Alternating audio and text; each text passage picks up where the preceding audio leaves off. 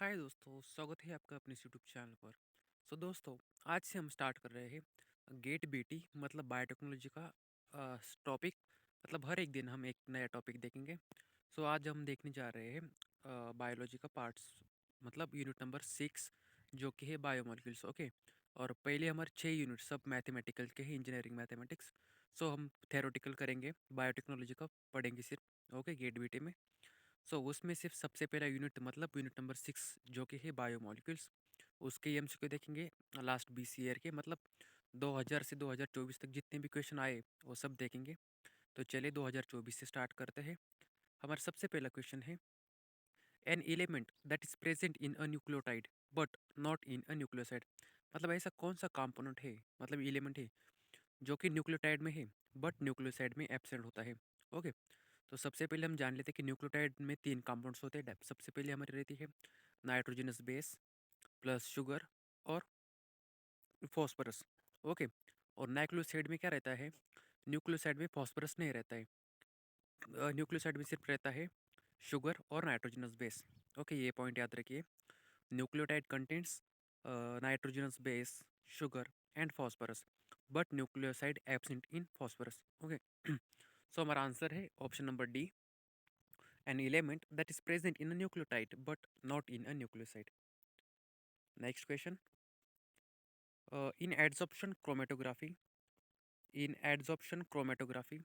the adsorption of uncharged solid molecules onto a silica-based stationary phase is by van der Waals forces. मतलब जो अनचार्ज solid molecules रहते हैं वो silica base के वो स्टेशनरी फेज पे कैसे एक्ट करते हैं, मतलब एडजॉर्ब होते हैं with the help of van der Waals force. Okay. Next question, ये 2024 में ही पूछा था, 2022 का 23 में नहीं पूछा था बायोमोलिक्यूल्स से क्वेश्चन।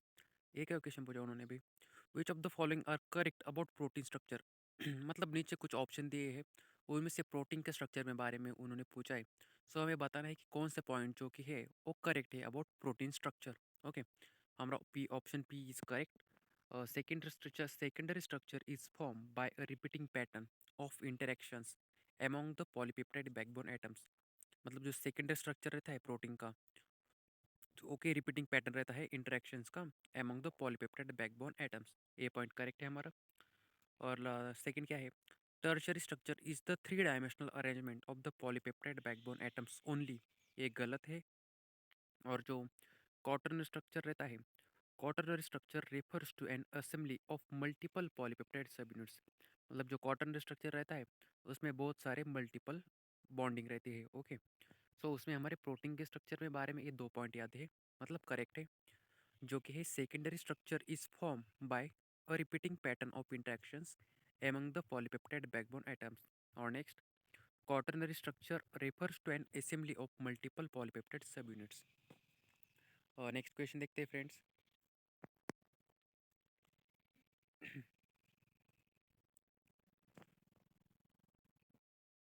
हमारा नेक्स्ट क्वेश्चन है, oil rich in PUFA are not desirable for biodiesel production because.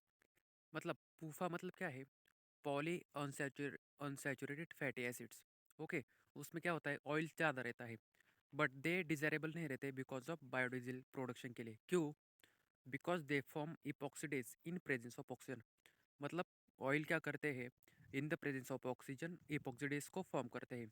इसकी वजह से हम उसे बायोडीजल प्रोडक्शन में यूज़ नहीं करते हैं। ओके, याद रखिए, oils rich in PUFA are not desirable for biodiesel production because they form epoxides in presence of oxygen. Next question 2001 में पूछा था, the major groove of DNA is line by. The major groove of DNA is line by N7 of purine and C4 of pyrimidine। Okay, ये major DNA का groove है। मतलब वहाँ पर हमने कुछ मॉडिफिकेशन की तो हमारा स्ट्रक्चर चेंज हो जाता है। कहाँ पर? एन प्यूरिन पर N7 पोजीशन और pyrimidine पर C4 position. Okay, pyrimidine। Next question 2016 में पूछा था, 2016 में पूछा था, विच of the following is not a therapeutic agent based on nucleic acid for the treatment of genetic disorders. मतलब ऐसे नीचे दिए ऐसा कौन सा कंपोनेंट है और एजेंट है जो कि न्यूक्लिक एसिड के बेस पर नहीं है और उसे यूज़ करने के लिए क्या करते हैं, not use in the treatment of genetic disorder. So उसका नाम है avidin. Okay, avidin is not a therapeutic agent based on nucleic acid for the treatment of genetic disorders. और जो बाकी के 3 हमारे थेरेपेटिक एजेंट है वो न्यूक्लिक एसिड के बेसिस पर है for the treatment of genetic disorders. कौन कौन से है वो? Antisense oligonucleotide, ribozyme and aptamer. But हमारा जो एविडिन है वो न्यूक्लिक एसिड पर बेस नहीं है। Okay, next question. Caesium chloride density, cesium chloride density gradient centrifugation is commonly used for the separation of DNA molecules. The Buno density P of a double-stranded DNA is given by the equation P equal to 1.66 plus 0.098 x plus gc, where x plus gc denotes, ये क्या denotes करते हैं, x plus g से denotes the mole fraction of GC. Okay, वो क्या denote करेंगे, mole fraction denote करेंगे। Okay, x का नाम क्या है, एक्स को क्या बोलते हैं दोस्तों, मोल फ्रैक्शन। ओके, और जो पी होता है हमारा उसे बोलते हैं buoyant density. Okay, buoyant density. और जो एक्स होता है उसे बोलते हैं mole fraction of GC. Next question. If the nucleotide composition of a viral genome is A equal to 10, U equal to 20, C equal to 40 and G equal to 30, which one of the following is the genome. So ये जो genome है हमारा okay है single stranded DNA. Okay, मतलब देखिए ना, 10/10 increase हो रहे हैं, मतलब वो सिंगल स्ट्रैंडेड डीएनए होगा। ओके, ए में कितने थे, 10, यू में 20, सी में 40 एंड जी में 30, जो कि जीनोम है हमारा single stranded RNA. If the nucleotide composition percentage of a viral genome is A equal to 10, U equal to 20, C equal to 40 and G equal to 30. Which one of the following is the genome single stranded? Next, match the pairs. उसमें से आपको एक भी आता है तो आप सब आंसर करेक्ट कर सकते हैं। So match the high energy compounds in group first with the biosynthetic pathway for the biomolecules in group two. मतलब इन्होंने कंपाउंड्स दिए हैं और उनके बायोसिंथेटिक पाथवे बताने हैं हमें। ओके, जीटीपी का यूज़ होता है, UTP, CTP and acyl coenzyme A. Okay, तो जो हमारा जीटीपी है वो कहाँ पर प्रोटीन बायोसिंथेटिक पाथवे फॉलो करेगा, GTP protein, UTP peptidoglycan, UTP peptidoglycan, CTP phospholipid, acyl coenzyme A fatty acid. Okay, फिर से देखिए, GTP protein, UTP peptidoglycan, CTP phospholipid, acyl कोए एंजाइम ए इंपॉर्टेंट है फैटी एसिड के लिए, याद रखिए। असाइल असाइल को एंजाइम ए, नो कि कोए और कोए एंजाइम एक ही होता है, acyl coenzyme A for fatty acid. Next, disaccharide molecules that contain beta 1,4 glycosidic linkages are. मतलब ऐसे कौन से डाइसैकेराइड्स है उनके ग्लाइकोसाइडिक लिंकेज में बीटा 1,4 ग्लाइकोसाइडिक बॉन्ड रहता है। तो उसका सही आंसर है लैक्टोज एंड सेलुबायोस, और उसको सेलुलोज भी बोलते हैं हम। ओके, सेलुबायोस और लैक्टोज, ये जो दो हमारे डाइसैकेराइड्स मॉलिक्यूल्स हैं that contain beta 1,4 glycosidic linkages. फिर से देखिए, lactose and cellobiose. The products resulting from the hydrolysis of maltose is are. मतलब अगर माल्टोज का यहाँ पर उन्होंने हाइड्रोलिसिस बताया है, मतलब ऐसे कौन से कंपाउंड मिलाकर हमको क्या बोलता बनते हैं, माल्टोज बनाते हैं। ओके, सो उसका नाम क्या है, अ mixture of alpha D glucose and beta D glucose.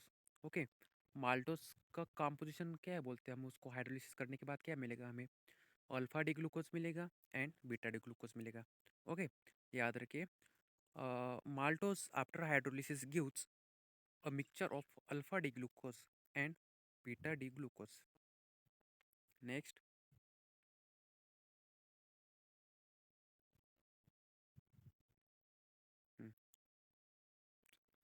Match the reagents in group one with their preferred cleavage sites in group to.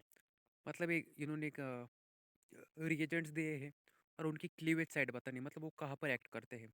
Okay, cleavage site मतलब पर्टिकुलर साइट पर काम करेंगे वो, मतलब उनका वो रहता है। मतलब सबसे पहला रिएजेंट है साइनोजेन ब्रोमाइड। वो कहाँ पर एक्ट करेगा, उसकी साइट कौन सी है?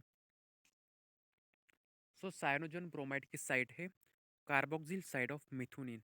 ओके, याद रखिए, cyanogen bromide, carboxyl side of methionine. Next, iodoso benzoate, उसकी साइड है carboxyl side of tryptophan. Okay, iodo trypto, iodo trypto, iodoso benzoate, carboxyl side of tryptophan. Next, hydroxylamine, उसकी साइड कौन सी है? Asparagine glycine bonds. Okay, hydroxylamine, asparagine glycine bonds.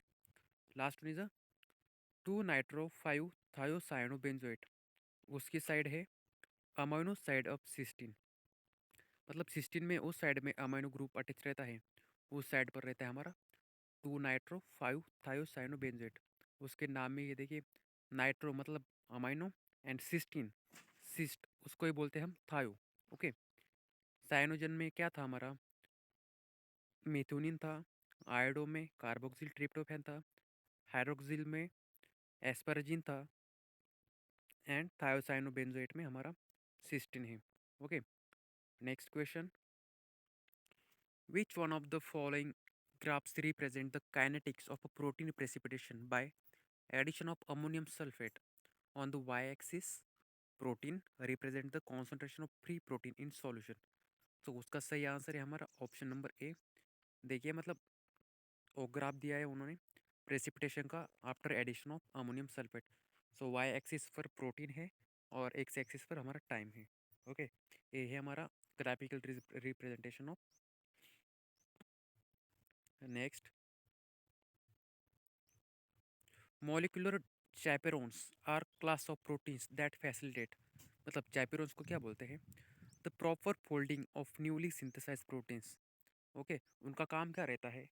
The proper folding of newly synthesize proteins, मतलब जो जिस protein का newly synthesize होता है उनका फोल्डिंग करना। Okay, molecular chaperones are class of proteins that facilitate the proper folding of newly synthesize proteins. Next, the active site in the alpha beta barrel structure is usually located at the carboxyl side of the strands. Okay, the active site in the alpha beta barrel structures. The active site in the alpha beta barrel structure is usually located at the carboxyl side of the strands. Next question. If a protein contains 4 cysteine residues, if a protein contains 4 cysteine residues, the number of different ways they can simultaneously form two intramolecular disulphide bond is 3। Okay, bond ultimately 3 ही हो गए, 4 protein है मतलब 3 bond होंगे। How many different sequences of 100 residues can be generated using 20 standard amino acids? Okay, तो उसका answer है 20 raise to 100। Okay, 20 amino acids है और उनके 100 रेसिड्यूज है, मतलब सीक्वेंसेस है। So 20 raise to 100। Easy question है ये भी। Levinthal paradox is related to protein folding, मतलब लेविनथल पैराडॉक्स है वो किससे रिलेटेड है? जो कि रिलेटेड है हमारी प्रोटीन फोल्डिंग के related. Okay, Levinthal's paradox is related to protein folding. Natural proteins are composed primarily of 20 alpha amino acids. Natural proteins are composed primarily of 20 alpha amino acids. Which one of the following statements is true for any of these amino acids in a solution of pH 1.5? मतलब हमारे basic natural में 20 amino acids रहते हैं, और जो कार्बोसिस्टिन रहता है और सेलेनोसिस्टिन रहता है वो हमारे 21st और 22nd सिंथेटिक है। ओके, सो जिस अमीनो एसिड्स का पीएच 1.5 रहता है उनके बारे में हमें इम्पोर्टेंट बतानी है। So only the amino group is ionise, मतलब जिन अमीनो एसिड का पीएच 1 पॉइंट रहता है 1.5 होता है वो क्या होता है? उनका सिर्फ अमीनो ग्रुप आयोनाइज होता है। ओके, ना कि both amino and carboxylic, the only amino group is ionized. Which one of the following is incorrect about protein structures? मतलब प्रोटीन के स्ट्रक्चर में देखिए फिर से हमारा सेकंड क्वेश्चन है, उन्होंने क्या बताया कि वो गलत पॉइंट है। Okay, So all parts of a fold can be classified as helix, helices, strands और turns. एक incorrect point है about protein. Correct point कौन कौन से है? A protein fold is stabilized by favorable non-covalent interactions. Two non-covalent atoms cannot be closer than the sum of their van der Waals radii. The peptide bond is nearly planar. Okay. Generally peptide bond हमारा planar होता है. Next question. Which of the following chemical messengers is a derivative of tryptophan? Okay. Tryptophan के derivative ऐसे कौन कौन से हैं जो कि केमिकल मैसेंजर है? उनके नाम में देखिए, मेलाटोनिन होता है, इंडोल एसिटिक एसिड होता है और सेरोटोनिन होता है. Okay. Like melatonin, indole acetic acid and serotonin are the chemical messengers are derived from tryptophan. मतलब derivatives of tryptophan. Okay. Serotonin, indole acetic acid and melanin. हमारे total 7 question, मतलब 7 question बचे सिर्फ. A protein is phosphorylated at a serine residue. A protein is phosphorylated at a serine residue. A phosphomymic mutant of the protein can be generated by substituting that serine with aspartate. Okay. उस serine को कहाँ पे substitute करना, किस group से substitute करना? तो substitute करना एस्पार्टेट ग्रुप से. Okay.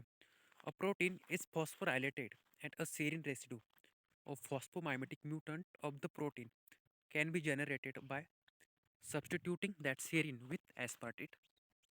Next, protein P becomes functional. Protein P becomes functional upon phosphorylation of a serine residue. Replacing the serine with will results in a phosphomybutan P. So किसके साथ उसको ये करना है? एस्पर्टिक एसिड के साथ. ये देखिए 2020 में, मतलब 2020 में एक क्वेश्चन पूछा था और 2012 में क्या है वही क्वेश्चन है. ओके. फिर से देखिए एस्पार्टेट है और प्रोटीन का फॉस्फोराइलेशन पूछा है. मतलब 2 साल में फिर से क्वेश्चन रिपीट हुआ है. मतलब आप तो इस वीडियो देख के जान ही गए होंगे कि क्वेश्चन कितने बार रिपीट होते हैं. ओके. बिकॉज 2 मार्क्स में आता है, 1 मार्क्स में आता है. आपको कट ऑफ भी कम रहता है, सो आपको 1 मार्क की बहुत, मतलब वैल्यू बहुत होती है. Okay. So PYQ it's very important. Repeat question है 2012 और 2020 में. Okay. Which one of the following amino acid in protein does not undergo phosphorylation? मतलब ऐसे कौन सा अमीनो एसिड है जो कि फॉस्फोराइलेशन नहीं करता? तो उसका नाम है प्रोलिन. ओके. और जितने के बाकी के सभी है हमारे, सेरिन है, थ्रियोनिन है और टायरोसिन है, वो सभी हमारे फॉस्फोराइलेशन करेंगे. बट जो प्रोलिन है हमारा, वो फॉस्फोराइलेशन नहीं करेगा. ओके. बिकॉज वो इम्यूनो अमीनो एसिड है. Immuno, IMINO. Okay. Immuno proline मतलब अलग है थोड़ा बाकी में से. Amino acid residue which is most likely to be found in the interior of water soluble globular protein is valine. Okay. मतलब वाटर सॉल्युबल ग्लोबुलर में, वाटर सॉल्युबल ग्लोबुलर प्रोटीन्स में सबसे पहले, मतलब सबसे ज़्यादा कौन से अमीनो एसिड्स के रेसिड्यू पाए जाते हैं? सो उसका नाम है valine. Okay. Amino acid residue which is most likely to found in the interior of water soluble globular proteins is valine. Next, which one of the following amino acid has three ionizable groups? A repeater question है friends. Which one of the following amino acids has three ionizable groups? So उसका नाम है lysine. So lysine amino acids has three ionizable groups. Okay, याद रखिए. lysine, ly3, lysine, three ionizable groups. Second last question. Which one of the following amino acids has the highest probability to be found on the surface of a typical globular protein in aqueous environment? ये भी repeater question में अभी दिखा, तो आपका इसका repeater question क्या है? आंसर क्या है इसका? वैलिन है. ओके. इधर क्या गया, आपको सब क्वेश्चन पढ़ने की कुछ जरूरत नहीं. आपको सिर्फ इंपॉर्टेंट पॉइंट देखने, मतलब ग्लोबुलर प्रोटीन है, एक्वेस इन्वायरमेंट है, सो कौन सा? तो वैलिन. 2015 में पूछा था. ओके. वैलिन. अभी देखिए ये क्या है, 2015 में पूछा था, अभी 2014 में क्या है पूछा है? वैलिन ही पूछा है. Water soluble globular protein. So same question है, सिर्फ उन्होंने तरीका कुछ चेंज किया है पूछने का. ओके. मतलब इस वीडियो में डबल रिपीटर क्वेश्चन हुए दोस्तों. वैलिन वैलिन 2015 में पूछा था ये. अभी हमारा लास्ट क्वेश्चन इस टॉपिक का जो कि था biomolecules. Okay. Which one of the following amino acid residues will destabilize an alpha helix when inserted in the middle of the helix।